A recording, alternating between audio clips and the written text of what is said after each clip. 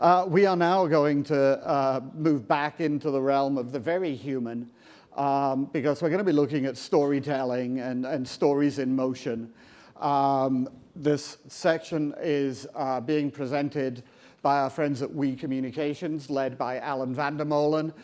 He has brought along some very experienced storytellers, both from the world of journalism, BBC and Telemundo, and from the brand marketing world. And we're going to be looking at stories in motion. Alan. Thanks. Thank you, sir. I'm depressed as hell about that last presentation. I just tweeted we better get robots to write our very human resumes. Maybe we get the panelists up to start. We'll introduce them as we get going. I just want to note that the two representatives from media here, Telemundo and the BBC, traveled with their own PR people.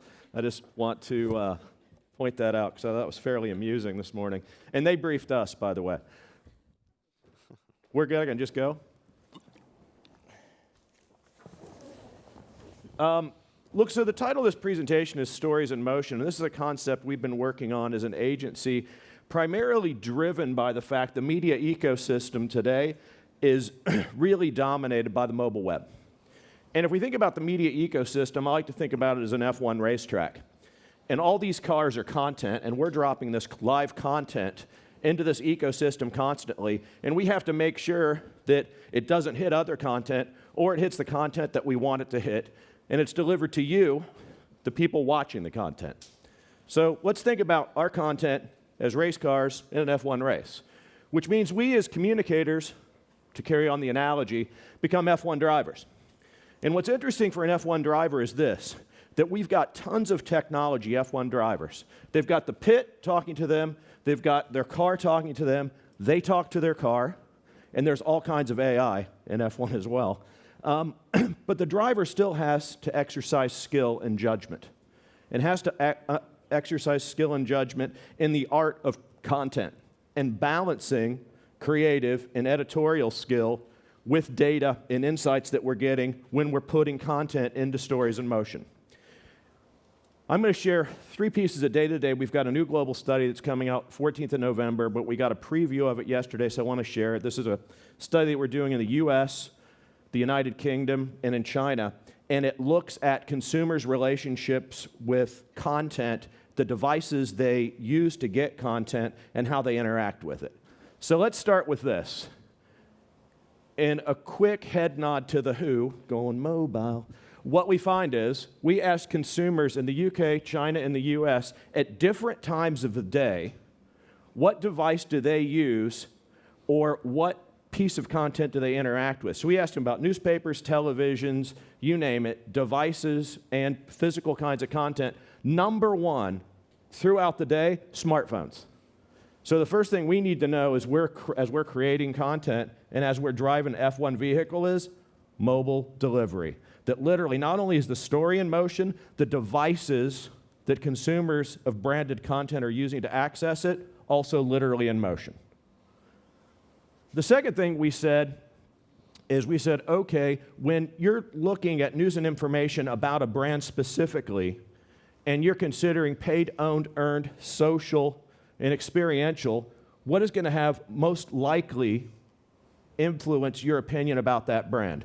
Number one, in all 3 places, paid. So we still have a chance, unless robots take over our paid media capabilities, we still have a chance in the marketing services disciplines to be a lead player in marketing services when it comes to content creation and content delivery. The second most influential place for content, branded content, which is your owned media, sorry. So your company or your brand's own website, which is, I think, also terrific news. So most influential earned media, second most influential owned, and then everything else after that in terms of social, paid, and experiential. The third piece of information that I want to use just to get us going is then we actually looked at what kinds of branded content are going to influence your opinion about a brand, a product, or service. So when you're considering branded content, what's important to you when it influences your opinion about the product or the service? And overwhelmingly in all 3 markets, we see something that informs me tangible benefits about the product or service. Price, what's in it, functionality, competitive functionality, very tangible pieces of news and information about that brand.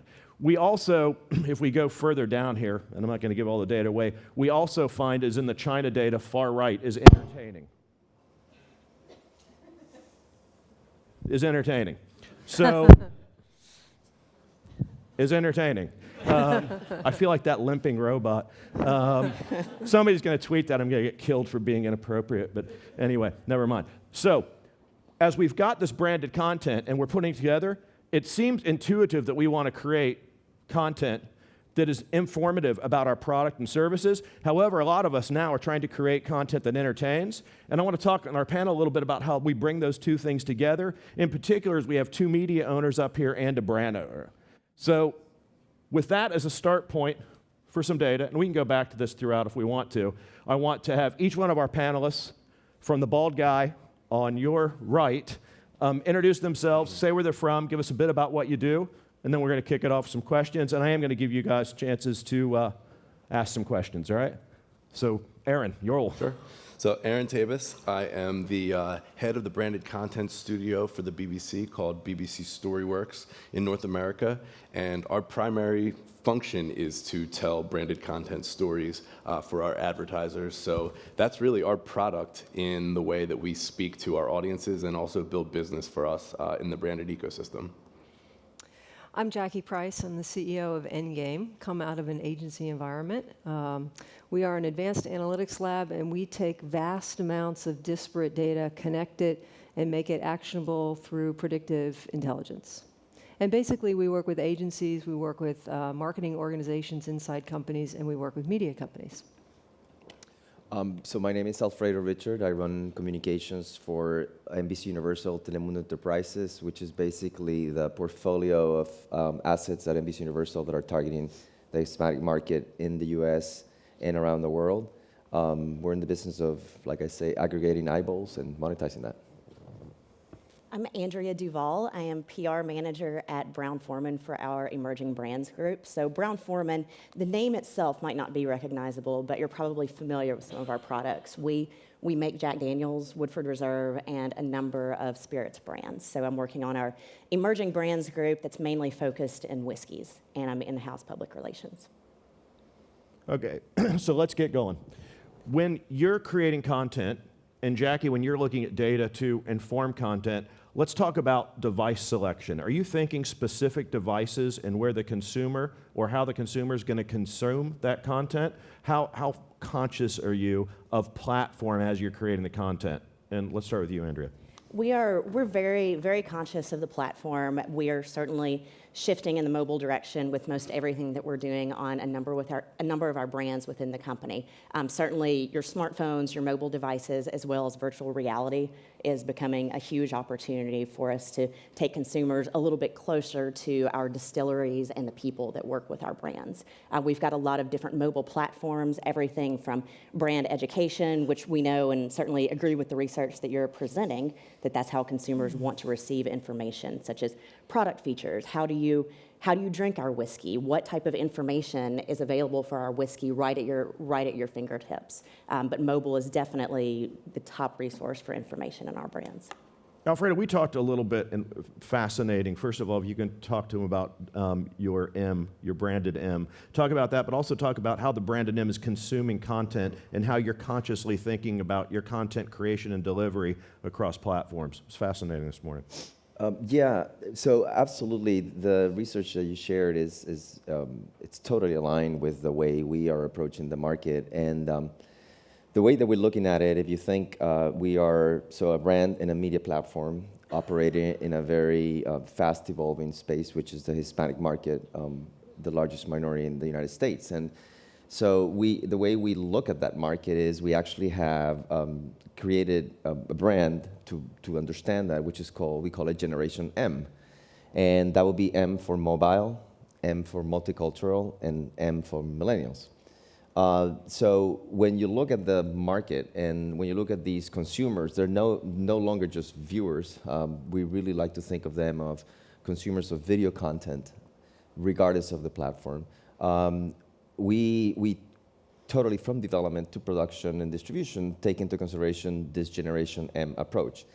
That, in many ways, I think, has been the main strategic driver behind our sustained and most recent growth and success, and led us to become the #1 broadcast network in Spanish language television in the US most recently. Something that years ago would have been unfathomable. And I think that the things that we're doing and the way we approach the strategy was to really be honest and focus and make a strategic commitment to content production, to be original contents. And because of that, and facing this very mobile market, we have completely taken the experience of interacting with our content, not just multi-platform to a second screen where you could just be watching how the tweets go up or what's happening in Facebook or even just following Snapchat, but we are creating content that can be consumed on those platforms that is different to the content you're consuming on your linear platform. We call it double action, and it's we're doing it particularly with some of our 10 p.m. shows, which are the most successful and most millennial friendly, and where you'll be watching your show, and at a particular time, the technology allows for your mobile to kick off certain content that is only living in that screen while you're enjoying the linear screen, and obviously then have a much more deep interaction, which tends to work very well with our super fans and the consumers that are really into that particular show, allowing us to create even more interaction, and even we'll talk later probably about even more content generation on the consumer side, which is really exciting. So Aaron, let's just jump straight to you and talk to me a little bit about what you're doing at the BBC.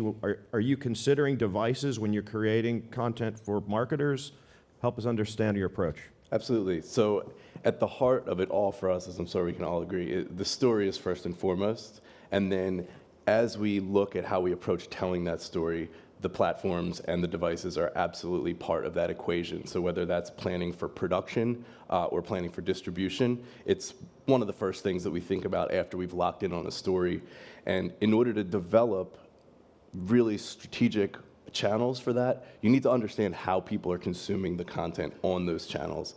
And the way that we differentiate ourselves at BBC Storyworks compared to a lot of the other creative services out there is that, and I'm sure you can appreciate this, the data and analytics that a lot of these platforms provide are great and very helpful and very directional, but the importance of additional research around how the content is actually impacting people from an emotional perspective is something that we've really found to be helpful and also differentiating for us. So we've actually developed an award-winning piece of research called the Science of Engagement, which takes facial coding technology and measures emotional responses of muscles in people's faces as they're experiencing content in different environments and on different channels. And then also looking at how and where labels of branding are interacting with people and how the differentiating integration of brands has a different emotional impact on the consumers. And that's really important because just because someone watched a video doesn't mean that the emotion was what you were looking for as an advertiser. And if they shared it, it doesn't mean that that developed alongside the right type of metric for you. Yep. So we find that using that comprehensive research and understanding how people are consuming on those platforms on a deeper level is really driving the nature of the story and the way that we angle it for the platform and the device. Jackie, can you react, and then you were going to say something, but just react to that for me for a second in terms of you provide data analytics services. You came out of the earned media world or the marketing world broadly. Tell me a little bit about what you're looking for when are you considering devices? Are you looking at emotional kinds of content? How do you bring all that together so it makes sense for those of us creating branded content? Well, it's interesting because I think both of these gentlemen are sort of people after my own heart. What we look at is, in a way, is many steps prior to the channel. So for us, the channel is really the last mile. When you think about storytelling, what really is important from a data perspective is to start with the consumer in mind, to start with the person that you're trying to influence in mind. And in our business, before we even get to the stage of analytics, we need to build data pools. So how many people in this room are agency people? And how many are client people? Okay, so a lot of agency people. And I come out If the clients are looking for new agencies, by the way, I'm hosting coffee outside afterwards. Sorry, go ahead. So I asked that question because coming from WPP and Burson and Edelman on the agency side, I think one of the challenges for agency folks is that we often don't really understand that disparate pools of data tell us very different things. So your client has certain amounts of data that you may or may not have access to, you may or may not ask for it, which is a big challenge. But one of the things that agencies are sitting on, many of you, I would guess almost everyone in this room, is sitting on little gold mines of your own data that you're not pooling and blending and looking at. So that's what we look at, is what are the historical patterns that your consumers have been, that we can show over various lengths of time. But more importantly than that, and you have that within an agency or client environment, you have your own historical patterns. What can we take as signals for future indicative behavior? And how do we cause that behavior? And that can come directly from your own data, but where it gets really exciting and interesting is how do we pull in third-party data? So for example, if you're a healthcare company, how do we look at weather forecasts 9 months out or 6 months out that can tell us that it's very likely that in certain parts of the world is going to be very cold or very wet, which would indicate flu, which would indicate to the marketing team you might want to ramp up that flu and cold medicine campaign based on the historical patterns and what we can predict for your future behavior. So we take it many steps before the channel. Yep. The channel's the last mile to, okay, based on all the strategy and the insights and the analytics and the campaign that we've created, then we find the channel. Okay, good.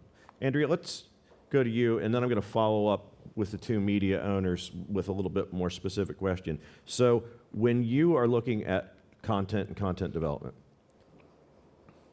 do you think consciously about where in the ecosystem you want to drop that content in? Do you have a specific earned strategy, a specific social strategy, or do you start with the content and then decide where you're going to drop it into the ecosystem? So it's a little bit of a two-way street, and there's so much.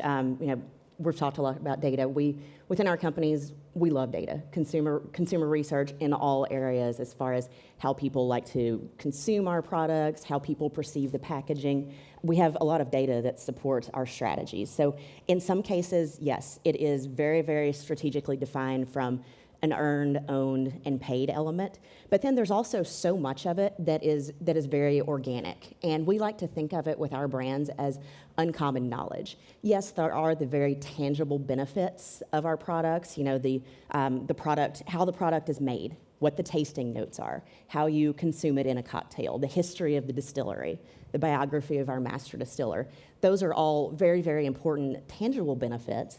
And that also is really a very much a two-way street when it comes to things that happen just kind of spur of the moment. As a great example, with Woodford Reserve is wonderful, wonderful setting for a beautiful distillery set amidst horse farms in Kentucky. And we've got our team on the ground at the distillery that captures content that you can't plan for. The highest engagement we've had of any post over the last 5 years was via Instagram, when there were a couple of horses crossing the road right in front of the distillery. And that was captioned as Woodford County traffic jam, the highest engagement of anything. You couldn't plan for that.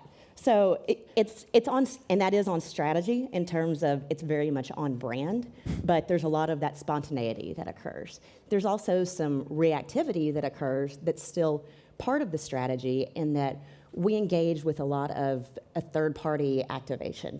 Bartenders are one of the biggest sellers of our products. So if you think about it, if you're going to a bar, you're looking for a recommendation on a cocktail or a type of whiskey to enjoy, you're relying on a bartender to deliver that information, and that also translates over into the types of content that we are delivering. It's that third-party endorsement. Certainly in the PR world, we know the value of that. So it's really a two-way street. Some of it is reactive, some of it is proactive in terms of strategy, but it's all very well defined, and they also play very well together. The earned strategies and the owned strategies certainly complement one another. When we're pushing out a message that's perhaps more of a PR program and very earned driven, then we'll certainly have something that correlates there on our owned channels as well. Okay. So Alfredo, you both create programming and you promote other people's programming, correct? Well, for the most part, we create our own content, and that's what that's where our goal is, to really promote that content. As a media platform, we basically have two types of major audiences. One of them is the advertising community that should be thinking of us as a platform to reach their target, but also the final end consumer, who we need them to tune in and engage and get into all the platforms to consume that content. So when you're looking at paid, earned, owned, and social, and you're looking at either your business-to-business proposition or your consumer proposition, how do you channel plan? You know, it's a bit of an art and a science. I think that in particular with the Hispanic market, and because of the median age, if you think about it in terms of television viewership, we have an average age of about 34 years in the Hispanic market, and close to 50 years in the general market. So we have a largely young audience following what we do. So when we look at these different earned, paid, and social, we have to consider that, because they are consuming content in many different platforms. This is obviously one of the biggest challenges, I think, facing traditional media and linear media companies, in terms of how do you manage both so that you continue to have a business in the long term. Yep. For us, the audience, the fact that they're young, is really playing on our favor. And we are developed a growing and actually probably very healthy digital social business that is actually in itself profitable. And we use that as a very important component of the mix when we come to looking at the different ways we're going to reach them. I think that today is probably one of our highest growth platforms that we're using internally. I think I think the way I see it is really that there's some of the barriers are really coming down among these different platforms. And the fact of what you talked earlier, that I completely agree, that it's really about the trust factor. It's really about the recommendation.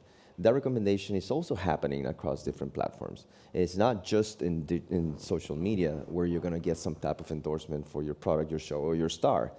You're going to get it also in some of the old traditional media as well. So you have to kind of work with both at the same time. But definitely the percentage of our attention going into those more nonlinear platforms is growing. But we are very careful in terms of creating an ecosystem that would generate what we call more internally a 360 strategy. We don't necessarily want to drive viewership or credibility on only one of those platforms. We want to create a system by which they live within all of these platforms and continue to consume in linear and non-linear at the same time.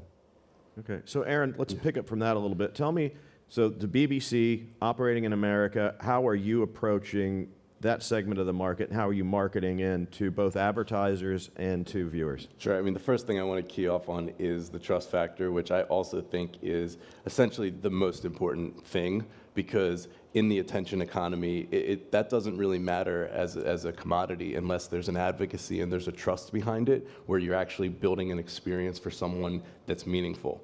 So that's at kind of the heart of the experience and the platform that we build. We take the BBC's integrity and editorial, essentially chops, and make sure that our storytelling from a branded perspective is up to that same level. In fact, our head of StoryWorks is a previous commissioning editor from the BBC. So that's kind of the foundation. But to your point, when we look at planning from a channel perspective and building our brand both in the market from an audience and an advertiser perspective, we look at first and foremost, the goals and objectives of the client. That's really going to help us drive what types of conversations we want to have on the different platforms, and at the same time look at what assets the client has and wants to leverage, because that also determines what kind of conversations we have across platforms.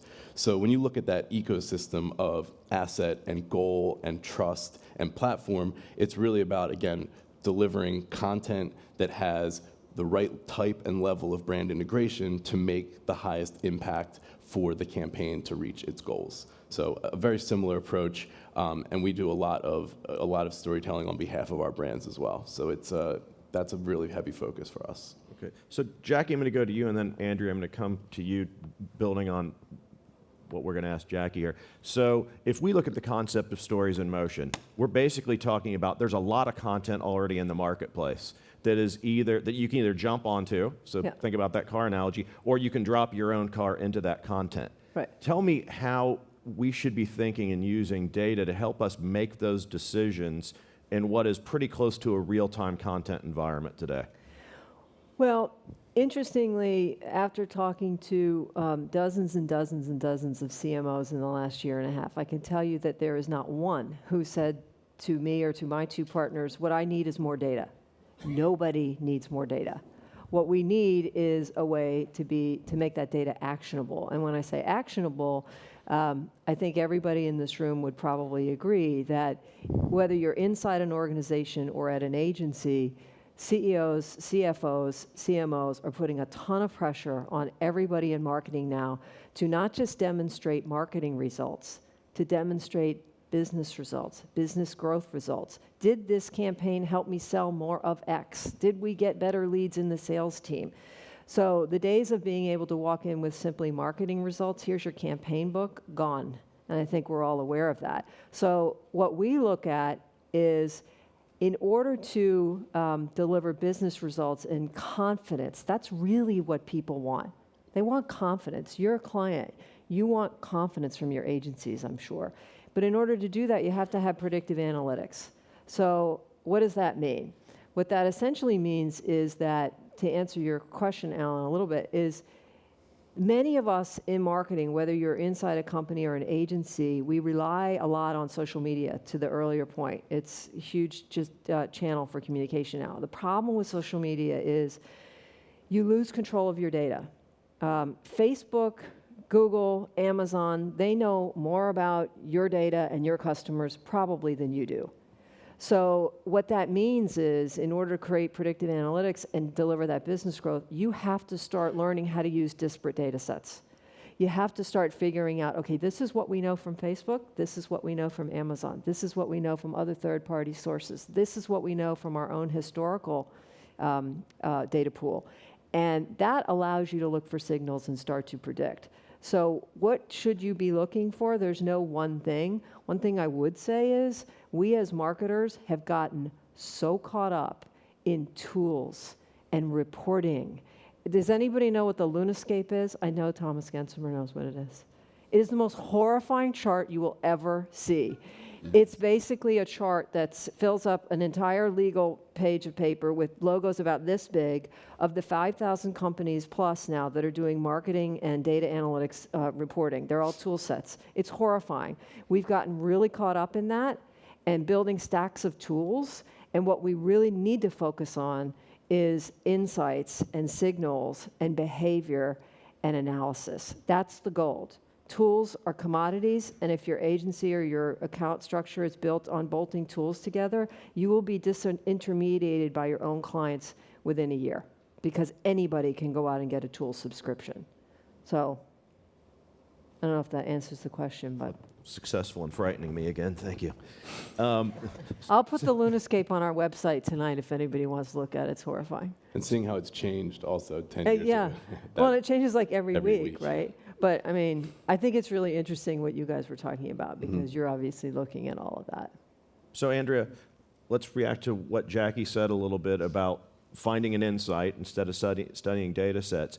And when you find that insight, how do you start to leverage it? Do you create your own content and drop it into the ecosystem, or do you look to leverage others' content and align yourself to a story that's already in motion? So based on the insights, and as I said, we're a very insights-driven company, both from our sales data, which is via Nielsen, consumer focus groups that we conduct independently, as well as just very much anecdotal information that we're receiving from bartenders, from our sales teams out in the market that are selling our whiskeys. We take that information and then we do adapt our content accordingly. We know from talking to our consumers, and with a couple of our brands in particular, I'll speak to Jack Daniel's and Woodford Reserve. Although they're very different brands, they play very much along the same vein. we know that our consumers are very much thirsty for knowledge. They're thirsty for information about the products themselves, as well as those intangible benefits. And that's all based on research and anecdotal information. We've talked in a number of the sessions over the past couple of days that authenticity is king. And in the whiskey business, authenticity and transparency, which I want to come back to, building on something that Aaron mentioned, both of those are king. So our content is fully grounded in complete authenticity, and we formulate that based on, yes, some of the anecdotal information we receive when we're out talking to consumers in the market. We know that if they've had a meeting with our master distiller, or if they've been to the distillery and experienced something with our brands, or even if they've just had a great experience with a bartender, that's anecdotal information that we then use to produce further content. And that's where we receive the highest level of engagement and the highest level of feedback. And then I did want to go back, Aaron, you mentioned the trust factor there. The transparency is certainly a huge, huge opportunity in our market. There's been a lot of activity over the past couple of years in the distilling industry with kind of piggybacking into the local products movement. Mm-hmm. And we understand, based on anecdotal information, again, that our consumers are very, very thirsty for knowledge. And with the distilling industry, there's been a lot of activity with brands that are promoted as being produced in your backyard. So it might say New York bourbon. Let's just make up a brand here. And so as a consumer, you might say, "Oh, this is great. I really want to buy local. And this is produced here in my backyard in New York. This is fantastic. I'm supporting the local economy." Then when you read the label, and there's been quite a bit of controversy around this, it's actually produced in bulk at a factory. And there have been class action lawsuits, a lot of litigation, a lot of misinformation for consumers. So that goes back to, in our world, transparency is extremely important. And we're handling that both in a proactive manner in how we deliver our content, as well as in a reactive manner, sharing transparent information about how our products are produced. When you visit our distilleries, you see all elements of the production process. It's engaging, and it's really cool for one, but there's no smoke and mirrors. So, Aaron speaks of the trust factor there with the BBC, and certainly with NBC and the integrity of media outlets. But as a brand content deliverer, we have to be very mindful of the level of knowledge that our consumers have about our products, the level of knowledge they want, and the fact that we need to be completely transparent and that we're open to be called out at any moment. We have to be on guard with our content. Okay. Can I ask a question about that? Yeah. Yep. And it would really be for any of you guys. Are you seeing that it's a twist on what you were just talking about? That what we see is a lot of consumers there's starting to be a real backlash against them being targeted based on what they know a content producer knows about them. So if you've been on Facebook and you've looked at certain things, people are starting to get really upset that we're getting spammed by all these ads now because we know we've been tracked. So are you guys seeing any of that and seeing that it's more beneficial in terms of engagement to look at the data behind multiple ways in which someone behaves, as opposed to, oh, they clicked on our page or our ad, or they liked a page, or they watched one of our shows, and then immediately targeting them? Are you seeing any of that sort of don't track me so much backlash? From my end, we haven't seen it yet. I would imagine it's probably to come. But I think we're trying to be very respectful and strategic about that space. And what we sell, you can't touch it. You can't. It doesn't really exist. You turn the laptop off, the phone off, it's gone. So there's an agreement with that consumer of we love this thing that you're showing us, but it's sort of like intangible. So certainly that space of respect we need to be very aware of. By the way, we want you to come at 8, at 9, and 10, tomorrow at 8 a.m. And so it's not like I bought a pair of shoes, I'll buy one 2 months from now. So it's very delicate. I think what we're really trying to focus on, and a little bit of what you were talking earlier, is really to understand this behavior beyond just we work and live and die by Nielsen, right? On your case, for consumers, for us, it's ratings and every possible way in which you can measure that. But we're more interested in really understanding the behavior of the consumer in a more coherent and also complete way, where we could classify and understand, in particular, who are the super fans. The whole thing about fandom, in particular in media, is really, really important. And a little bit of what Alan was talking earlier, yes, we'll drop some content, we'll provoke some more, but ultimately, I would love for our fans, for them to do the content. Yeah. Because if we get there, if we get to that point where our fans are creating the content about our shows, we're in. It means we've created a community. It means we can build on that. It means we can evolve it. I can have seasons. I can come back. I can do it again. I can spin off from that. So the storytelling needs to be mindful of that. And as we identify this fandom that is not being provided by the information from Nielsen, has to do a lot more with the analytics. Actually, so a lot of these platforms that you were saying are providing is readily available. I think that we'll understand what else are they interested in. And if my fans at 10 o'clock also love tennis, should we be doing something in the tennis world that will help these people really connect in many other ways? But you got to feed them. You got to really constantly feed them. You got to really give them that content that they cannot find easily. And I've earned my badge of honor. I'm a fan, so I deserve it. And then it just amplifies and becomes so much more powerful. But at that point, you've lost control of the content production. It is them driving at the driver's seat. So let's talk about that. Let's talk about, are you trying to feed a fan community and have them create content? And then, Andrea, you can follow that up, because I want to hear it from a brand, too. Sure, and I think there's a couple points there that I want to touch on, because I think the first question is, do you see that type of behavior of ad blocking and things like that? And yes, the answer is we know that. And for some people, that answer is, I'm blocking ads no matter what. And you're basically, those are not the type of people that we want to talk about how to target anyway, because there's no point there. And on the other side of that spectrum, you have super fans who, to that point, whether they're getting involved in conversations, they're creating, we're urging them to call to action, they're much more receptive to the advertising and the content, because it's all about the overall environment that you're building and the trust that you have, where especially with a company like the BBC, where we are very scrupulous about what advertisers we even let into our environment, because we need to make sure that advertising and content still evokes that emotion and the state of trust. So I think to answer your other question about how do you deal with that, I think pushing people away from blocking ads will become easier if you're delivering relevant advertising to them. And so that almost also plays into the artificial intelligence space, where you're anticipating or you're learning and taking more data points to change or adapt content to deliver them right time, right message, right place. So I think that's the shift that we're in, is to basically, if we can deliver something to people that they want and care about, then they'll be less likely to have an adverse reaction to it, and developing the technology to support that. So, Andrea, can you we talked a little bit yesterday about the equivalent to super fans and people that are creating content around your brands. Can we talk about where you encourage that and where you amplify it and where you're like, maybe we don't want to interact with this person? We are very limited in what we can do, just in terms of spirits industry, and folks that we're engaging with have to be of legal drinking age. So there are all those fun restrictions that we have to work around.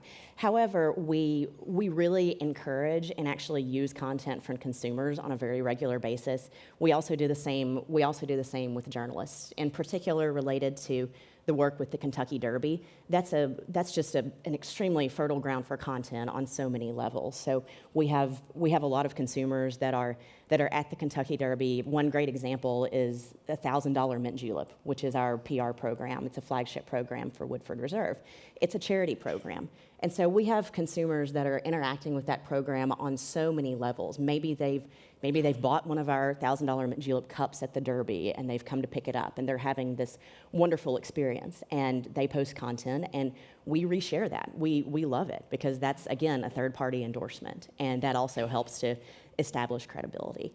As far as journalist content, when we're working with journalists via social media, particularly if we are sitting down with someone and doing a tasting, and maybe he or she posts a wonderful picture, not even an article or a review, but just simply a picture, they encourage us to retweet that or to repost it. And we certainly do that, again, because it creates that third-party endorsement, and it's also providing that value to our consumers, where they're hungry for information. We know, and based on the research that you've shared that supports that data, that consumers want information specifically about the products. So we do encourage a lot of content from a number of areas, and particularly around the world. When we're looking at brands like Jack Daniel's and Woodford Reserve, Jack especially is a global brand. And so we love trying to insert that global activity into our content. We have consumers that will take a picture with a bottle of Jack or a bottle of Woodford in front of the Eiffel Tower. And we love to share that. It's on brand, and it adds a little bit of personality, and that's really important to us in connecting with those consumers. But then it also helps to reinforce the fact that, yes, the product is available in that market, so please go enjoy a delicious cocktail. But it creates a connection to that market in a very personal way. Yeah. I feel like I want to hang out with her. Well, we talked about bringing a bottle of Woodford We did. and some cocktails we to the did. session. I Should think have done this a little bit later in the day. Yeah, exactly. that's right. there's so many things I want to say. How we doing, Dad? We good? My dad's here, guys. Just my dad just came to see me. He's in Tampa. You're good? I'm good. Okay. We all right? Yeah, and I got to tell you, the cocktails last night were superb. See, there we go. There's an endorsement. Thank you. Okay, so I want to open it up and take some questions for any of our panelists or about some of the data we had, and we're going to start right here in front. Please, no millennial questions. No millennial. This question is for you, Aaron, and that's to understand what is the role of the agency in what you do. Sure. They play a lot of different roles, to be completely honest, and again, a lot of it depends on what the goals of the program are. A lot of agencies want to be very hands-on in helping to come up with the creative concepts that we're using. Others want to hand off creative assets and have us distribute them. Others want to be very hands-off and say, put this into your editorial environment and integrate it in a way that you think is going to be most effective. So it really depends on the type of agency, the type of campaign, and how active they want to be. Do you think it's likely that will become obsolete? No, I don't. I don't think so. Right answer. Right. No, I think they play a very important role right now, and I actually find that when working creatively with the right people at the right agencies, better products come out. So I don't shy away from that. Great. We have another one? Okay, let's keep going on that. Are your marketing partners going to become obsolete? That's a good question. I like that. Yeah, no, we definitely need them. I think that we actually, within Enterprises, we have a division of branded content. Our clients are coming to us for not just advice and research data that they don't have, but also help them out in the creative in terms of reaching this particular demographic. And so we definitely work with them, their agency, their PR agencies as well, and their whole ecosystem. At the end of the day, we are a brand, but we're a media platform, and I think we're part of an ecosystem that is alive and well. I think what's happening in our space, at least, is the evolution of, because we originally were defined as a niche type of marketer for Hispanics, and that space created its own ecosystem. What we're seeing as this niche market becomes the majority and becomes the real general market, then that ecosystem starts to become like, do we need the ecosystem there, or do we work with the ecosystem that was there before in terms of the general market? And some of that evolution has been hard and difficult for the Hispanic agencies and both PR and advertising. And more and more the budgets as well on the client side are moving to a general market budget as opposed to, here's the multicultural and here's the general market budget. So that is changing, and that is changing a little bit of the landscape. But nonetheless, I think at the end of the day, if the agency falls into the bigger agency or however it happens, we will continue to work with those marketing partners in terms of getting our word out there for our clients or for our own content. I mean, the opportunity for us is tremendous. If you think about it, this market is first of all, it has a huge economic power. It's over $1.3 trillion of purchasing power, a huge political power. Every 30 seconds, a Hispanic turns 18. And we're only 2 weeks away from the elections, and most likely Hispanics will determine who is the president of this country, of the United States, because they're a large percentage of the population in the swing states. And then culturally also it's kind of interesting because the influence of music, food, and in particular salsa outsells ketchup. And who would know that or imagine that? So I think that big is going to fuel this marketing partner, the ecosystem. It's just evolving. I'd like to chime in on the obsolete question. I'll have a slightly contrarian view here. I think it depends on the agency. The agencies that embrace data-driven, business-connected results are going to thrive. The agencies that rely on backward-thinking measurement, media relations, commodity-based block-and-tackle business, I think they will become obsolete. Whether it's robots replacing them, clients saying we can do this ourselves, or frankly the media environment, which is less and less influential for younger people. And frankly, Facebook and other social networks are going to own a lot of the sort of information channel. If there isn't a real focus or a partnership of some type, helping your account teams and the people that interface with your clients understand how to predict, how to basically interpret data in such a way that you can deliver insights to them that they wouldn't otherwise know and act on those, yeah, I do think you'll be obsolete. What interests me a lot too is, and this is probably a separate panel, I'm sorry I wasn't here yesterday, I know they had something on the hive mentality and we're studying that a lot, but this idea of people now aggregating and basically sharing information and creating content in hives. So it's really interesting right now in the election. We're seeing a lot of it on Twitter. You've got these kind of independent journalists and various folks on Twitter who were not influential at all 6 months ago. Nobody had ever heard of them. And now all of a sudden it's just they're being swarmed around because they've created a hive for themselves. I'm curious to see what happens in January. My guess is all those people will be gone. But they're very influential right now. So how do you take that kind of behavior and learn from it and be able to tag along with that sort of thing? And I think it raises a very important question for PR, which is, what is an influencer? Too many of us say, oh, Kim Kardashian is an influencer because she has 8 million fans or whatever she has. But so what? She could tweet all day long about how wonderful the bourbon that you guys sell is, but if you're not selling the bourbon, then she's not influential. So not to be a pessimist, but I think that moment is upon us now, where if people are not using data-driven and science-based approaches to communicating, you will become obsolete. And I think that really just speaks to this landscape, this ecosystem, where if value isn't provided by that player in that space, then yes, there's no reason for you to be there because it's moving too fast and there's other people that are thinking more ahead.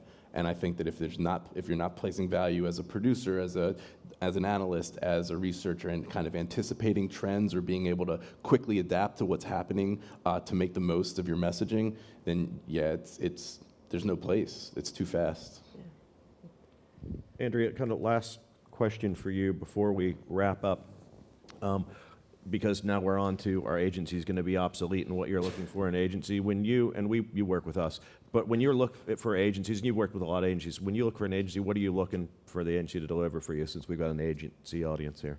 Innovation, forward thinking. Our company is a very traditional company at its core, but we're innovating a lot with new products and just new ways of thinking. So we're looking for.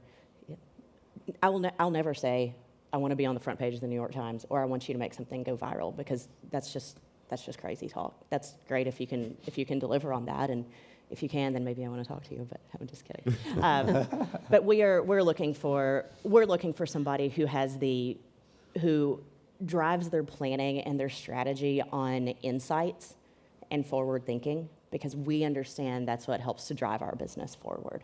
And we know our business very well, and we like to think we try to know our consumers very well, but we always look for somebody that is very, very insights driven, and certainly somebody that plays well with others. We work with a number of agencies in a lot of different capacities throughout the company on all of our brands.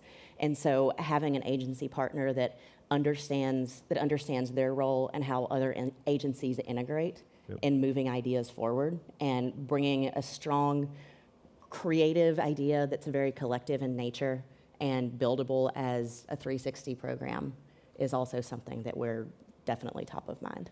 That's great. So I want to just thank our panelists, Aaron, Jackie, Alfredo, and Andrea. And please notice we had a panel of 4 A's, so we'll call this the A-list panel today. Sorry, Jackie. And our Brands in Motion full study is released, I think, November 15th, sometime the week of November 14th. So we're happy to share that with you, and we're happy to share a little bit of the data that we had up here today. So thanks for coming on.